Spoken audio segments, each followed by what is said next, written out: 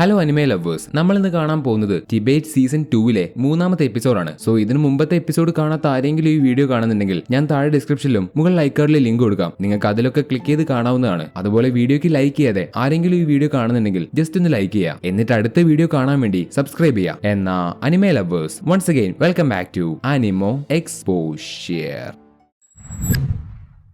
എപ്പിസോഡിന്റെ തുടക്കത്തിൽ ഏതോ ഒരു ഐലൻഡിൽ വെച്ച് ആർത്തർ കണ്ണു തുറക്കുന്നു. അവനിപ്പോ എവിടെയാണെന്ന് പോലും അവൻ അറിയില്ല. കണ്ണ് തുറക്കുന്ന ആർത്തർ കഴിഞ്ഞ ദിവസം എന്താണ് സംഭവിച്ചെന്ന് ആലോചിച്ചെടുക്കുന്നു. ഒരു മിഷന് വേണ്ടി അവനും ജാസ്മിനും ഒരു ബോട്ടിലൂടെ വരുന്ന സമയത്ത് കടലിൽ സംഭവിച്ച കൊടുങ്കാറ്റ് കാരണം അവർ അപകടത്തിൽ പെട്ടു. ആ അപകടത്തിൽ അവരുടെ ബോട്ടും തകർന്നു. അവന് ജാസ്മിനെയും നഷ്ടപ്പെട്ടു. അതിനുശേഷം ആർത്തർ കണ്ണ് തുറക്കുന്നത് ഈ ഐലൻഡിൽ വെച്ചാണ്. അപകടത്തിൽപ്പെട്ട് ജാസ്മിൻ എവിടേക്ക് പോയെന്ന് അവൻ അറിയില്ല. അവൻ ഇപ്പോഴുള്ള ഐലൻഡിൽ ജാസ്മിൻ ഉണ്ടോന്ന് അറിയാൻ അവിടെ മുഴുവൻ ഓടി നടന്ന് അന്വേഷിച്ച് നോക്കുമ്പോൾ അവൻ അവിടെ വെച്ച് ലൂക്കസിനെയും എലേജയെയും കണ്ടു. ആർത്തറിന് നടന്ന അതേ അപകടം അവർക്കും സംഭവിച്ചു. അങ്ങനെ അവരും ഈ ഐലൻഡിലേക്ക് വന്നു വിട്ടു. ആർത്തറിന്റെ മിഷൻ എന്താണെന്ന് വെച്ചാൽ ഒരു മാനാ ബീസ്റ്റിനെ കൊന്ന് അതിന്റെ മാനാ സ്റ്റോൺ എടുക്കാനാണ്. എലൈജ അവിടേക്ക് വന്നത് ഈ ഇടയ്ക്ക് കടലിൽ വെച്ച് ഒരുപാട് ഫിഷിംഗ് ബോട്ട്സ് കാണാതാവുന്നുണ്ട്. സോ അതിനെക്കുറിച്ച് ഇൻവെസ്റ്റിഗേറ്റ് ചെയ്യാനാണ് അവർ വന്നത്. ഇനിയിപ്പോ അവർക്ക് 3 പേർക്ക് അവിടെ നിന്ന് രക്ഷപ്പെടാൻ കഴിയില്ല. കാരണം അവർ വന്ന ബോട്ട് അപകടത്തിൽ തകർന്നുപോയി. ആർത്തറിനാണെങ്കിൽ ജാസ്മിൻ എവിടെയുണ്ട്, ജീവനോടെ ഉണ്ടോ അതോ മറ്റെന്തെങ്കിലും സംഭവിച്ചോ എന്നൊന്നും അറിയില്ല. അപ്പൊ ആർത്തറിനെ സമാധാനിപ്പിക്കാൻ എലൈജ ജാസ്മിൻ ഒന്നും സംഭവിച്ചിട്ടുണ്ടാവില്ല എന്ന് പറയുന്നുണ്ട്. ആർത്തർ രക്ഷപ്പെട്ടിട്ടുണ്ടെങ്കിൽ തീർച്ചയായിട്ടും ജാസ്മിൻ ഒന്നും സംഭവിച്ചിട്ടുണ്ടാവില്ല. അതുകൊണ്ട് ആർത്തർ അവന്റെ മനസ്സ് വഴി സിൽവിയെ കോൺടാക്ട് ചെയ്ത് ആ ഐലൻഡിൽ എവിടെയെങ്കിലും ജാസ്മിൻ ഉണ്ടെങ്കിൽ അവളെ കണ്ടുപിടിക്കാൻ പറയുന്നു. ഇതേ സമയത്ത് ഈ ഐലൻഡിലെ മറ്റൊരു ഭാഗത്തുള്ള ജാസ്മിനെ കാണിക്കുന്നു.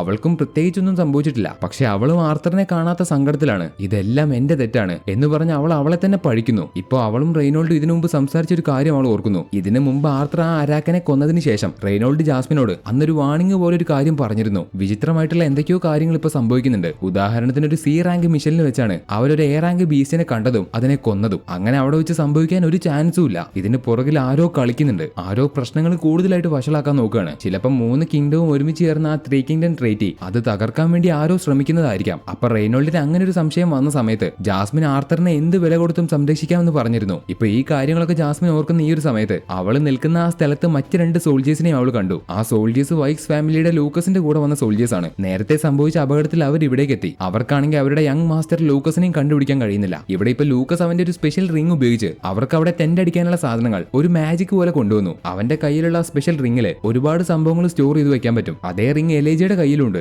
ഈ ഒരു സംഭവം നമ്മുടെ ആർത്തർ ആദ്യമായിട്ടാണ് കാണുന്നത്. അവന്റെ കയ്യിൽ ഇതുപോലൊരു റിംഗ് ഒന്നുമില്ല. ഇപ്പൊ അവർക്ക് ടെന്റ് കിട്ടി. പക്ഷെ ആര് ടെന്റ് അടിക്കുന്നുള്ള സംശയമാണ്. അവരുടെ കൂട്ടത്തിൽ ആർത്തറിന് മാത്രമേ ടെന്റ് അടിക്കാൻ അറിയൂ. തുടർന്ന് അവരവിടെ ടെന്റ് അടിച്ചു. ഇനി ഭക്ഷണം വേണം. അവരുടെ കയ്യിലാണെങ്കിൽ ഇപ്പൊ ഭക്ഷണമില്ല. അതുകൊണ്ട് ആർത്തർ അവിടെ കിട്ടുന്ന ഭക്ഷണമൊക്കെ ശേഖരിച്ചു. എന്നിട്ട് ലൂക്കസിനെ കൊണ്ടത് കുക്ക് ചെയ്യിപ്പിക്കുന്നു. അവന് ഫയർ എലമെന്റ് കൺട്രോൾ ചെയ്യാൻ കഴിയുമല്ലോ. അതുകൊണ്ട് ലൂക്കസിനെ വിളിച്ച് മീൻ പൊള്ളിക്കുന്ന ജോലി അവന് കൊടുത്തു. ആദ്യമൊക്കെ മീൻ കരിഞ്ഞു പോകുന്നുണ്ടെങ്കിലും പിന്നീട് അങ്ങോട്ട് ശരിയാവുന്നുണ്ട്. ശേഷം അവരെല്ലാവരും ആ ഭക്ഷണം കഴിക്കുന്നു. അങ്ങനെ അന്നത്തെ ദിവസം കഴിഞ്ഞ് പിറ്റേ ദിവസം രാവിലെ അവർക്ക് 3 പേർക്കും അവിടെ നിന്ന് എങ്ങനെ രക്ഷപ്പെടണമെന്ന് അറിയില്ല. അവർ വന്ന കപ്പലും തകർന്നുപോയി. മറ്റൊരു വഴിയില്ല. അപ്പൊ ആർത്തർ, നമ്മൾ ഇവിടേക്ക് വന്ന നമ്മുടെ ബോട്ട് തകർന്നുപോയി. ഇനി നമുക്ക് ചെയ്യാനുള്ളതാകെ ഒന്നേ ഉള്ളൂ. ആരെങ്കിലും ഇവിടേക്ക് നമ്മളെ രക്ഷിക്കാൻ വരുന്നത് വരെ കാത്തിരിക്കുക. എനിക്ക് ഒരു കാര്യം ഉറപ്പാണ്, ജാസ്മിൻ എന്തായാലും എന്നെ കണ്ടുപിടിക്കാൻ വേണ്ടി വരും. ജാസ്മിൻ ഒരു എ റാങ്ക് അഡ്വഞ്ചർ ആണ്. ഈ ഒരു സമയത്താണ് ലൂക്കസ് അവരോട് മറ്റൊരു കാര്യം പറയുന്നത്. അവൻ അവിടേക്ക് വന്നത് ഒരു മാനാ ബീസ്റ്റിന് വേണ്ടിയാണ്. അവൻ അന്വേഷിച്ചു വന്ന ആ മാനാ ബീസ്റ്റിനെ വെതറിനെ കൺട്രോൾ ചെയ്യാൻ കഴിയും. അതിനർത്ഥം കടലിൽ സംഭവിക്കുന്ന കൊടുങ്കാറ്റും അടിക്കടി ഫിഷിംഗ് ബോട്ട്സ് കാണാതാവുന്നതും എല്ലാത്തിന്റെയും പുറകിൽ ആ ബീസ്റ്റ് ആണ്. ഇപ്പൊ ആ ബീസ്റ്റ്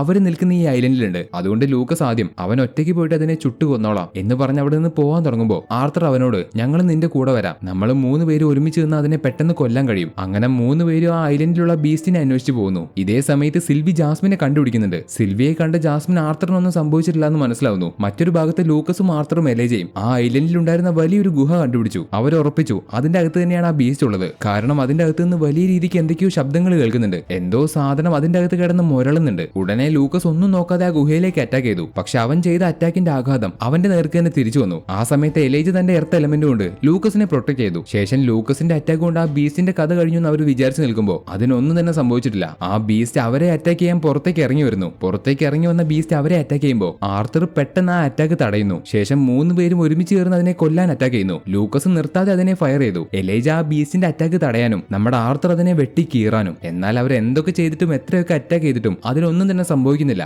കാരണം ആ ബീസ്റ്റ് പെട്ടെന്ന് റീജനറേറ്റ് ആവുന്നുണ്ട്. അതിനെ എത്ര വെട്ടിയാലും മുറിവ് ഏൽപ്പിച്ചാലും അത് ഉടനെ തന്നെ പഴയതുപോലെ റീജനറേറ്റ് ആവും. ഈ ഒരു കാര്യം മനസ്സിലാക്കുന്ന ആർത്തർ അവരുടെ 3 പേരുടെയും പൊസിഷൻ മാറ്റി ഒന്നുകൂടി അറ്റാക്ക് ചെയ്യാൻ പോകുന്നു. ആർത്തർ, നിന്റെ ഈ പുതിയ ഐഡിയ വർക്ക് ആവുമെന്ന് തോന്നുന്നുണ്ടോ എന്ന് എലേജ. അതിന് ആർത്തർ, തീർച്ചയായിട്ടും ഈ പ്ലാൻ എന്തായാലും വർക്കാവും. ഇതല്ലാതെ നമുക്ക് വേറൊരു വഴിയില്ല. അങ്ങനെ ആർത്തറിന്റെ പ്ലാൻ അനുസരിച്ച് വെച്ച് അവർ വീണ്ടും ഫൈറ്റ് ചെയ്യാൻ ആരംഭിച്ചു. പുറകിലുള്ള ലൂക്കസ് അവന്റെ ഫയർ എലമെന്റ് കൊണ്ട് ആ ബീസ്റ്റിനെ അറ്റാക്ക് ചെയ്യുന്ന അതേ സമയത്ത് ആ ബീസ്റ്റിന്റെ അടുത്തേക്ക് ചാടി വരുന്ന ആർത്തർ അതിന്റെ തല വെട്ടിമുറിക്കും. ഉടനെ എലൈജ അവന്റെ എർത്ത് എലമെന്റ് കൊണ്ട് ഷാർപ്പായിട്ടുള്ള കല്ല് ആർത്തർ വെട്ടിയ സ്ഥലത്തേക്ക് കുത്തി ഇറക്കി. ഇങ്ങനെ ചെയ്യുന്നതുകൊണ്ട് ആ ബീസ്റ്റിന്റെ റീജനറേഷൻ നിലയ്ക്കും. അങ്ങനെ അവർ 3 പേരും വീണ്ടും ഇതേപോലെ ആ ബീസ്റ്റിനെ അറ്റാക്ക് ചെയ്യുന്നു. അങ്ങനെ അവസാനം അവരുടെ അറ്റാക്ക് കാരണം ആ ബീസ്റ്റ് താഴെ വീണു. അതോടെ അവര് വിചാരിക്കുന്നു എല്ലാം അവസാനിച്ചെന്ന്. അങ്ങനെ ലൂക്കസ് അവന്റെ സ്ഥിരം പരിപാടി തുടങ്ങി. അവനെ തന്നെ പൊക്കിയടിക്കുക. അവനാണ് ആ ബീസ്റ്റിനെ കൊന്നത്, അവനാണ് കൂട്ടത്തിലെ കൊമ്പൻ എന്നൊക്കെ. എന്നാൽ അടുത്ത സെക്കൻഡില് ആ ബീസ്റ്റ് അവരെ അറ്റാക്ക് ചെയ്യാൻ വീണ്ടും എഴുന്നേറ്റു. അപ്പൊ ആർത്തർ അവന്റെ മനസ്സിൽ ഇനി എനിക്ക് പിടിച്ചു നിൽക്കാൻ കഴിയില്ല, ഞാൻ ഓൾറെഡി ക്ഷീണിച്ചു തുടങ്ങി, ഇനി എന്നെ എത്രമാത്രം പുഷ് ചെയ്യാൻ കഴിയുമെന്ന് എനിക്കറിയില്ല എന്ന് പറഞ്ഞ് ആർത്തർ അവന്റെ വാളെടുത്ത് മുന്നിലേക്ക് നടന്നു വരുമ്പോ അതേ സമയത്ത് മറ്റെവിടെയോ ഉണ്ടായിരുന്ന ജാസ്മിൻ ആർത്തറുള്ള ആ ഐലൻഡിലേക്ക് ഓടി വരുന്നു. എന്നിട്ട് പെട്ടെന്ന് തന്നെ ഒരേ ഒരു സെക്കൻഡില് അവൾ ആ ബീസ്റ്റിന്റെ തല 2 കഷ്ണമായിട്ട് വെട്ടിമുറിച്ചു. ആർത്തർ, നിനക്ക് എന്തെങ്കിലും സംഭവിച്ചോ? ഇല്ല ജാസ്മിൻ, നിങ്ങൾക്കും കുഴപ്പമൊന്നുമില്ലല്ലോ എന്ന് തിരിച്ച് ആർത്തറിനെ കാണുന്ന ജാസ്മിന് സമാധാനമായി. അപ്പൊ ജാസ്മിൻ ആ ബീസ്റ്റിന്റെ തല വളരെ നിസാരമായിട്ട് മുറിക്കുന്നത് കണ്ട പുറകിലുള്ള 2 പേര്, ഓ എന്റെ പൊന്നോ, അപ്പൊ ഇതാണല്ലേ ഒരു എ റാങ്ക് അഡ്വഞ്ചറിന് ചെയ്യാൻ പറ്റുന്നത് എന്ന് എലൈജ. എപ്പോഴും കുറ്റം മാത്രം പറയുന്ന ലൂക്കസും, ഞാൻ ചെറുതായിട്ട് ഇത് കണ്ട് ഇംപ്രസ് ആയി. ഇതിനെല്ലാം ശേഷം ജാസ്മിൻ ആർത്തറിനോട്, ആർത്തർ നീ എന്നോട് ക്ഷമിക്ക്, ഇവിടേക്ക് വരുന്നതിന് മുമ്പ് ഇവിടെ സംഭവിക്കുന്ന കാര്യങ്ങളൊക്കെ ഞാൻ അറിഞ്ഞിരിക്കേണ്ടതായിരുന്നു. അതിന് ആർത്തർ, ഹേയ് ജാസ്മിൻ അങ്ങനെയൊന്നും പറയല്ലേ, എന്തായാലും നമ്മളൊരു ഗ്രൂപ്പ് അല്ലേ?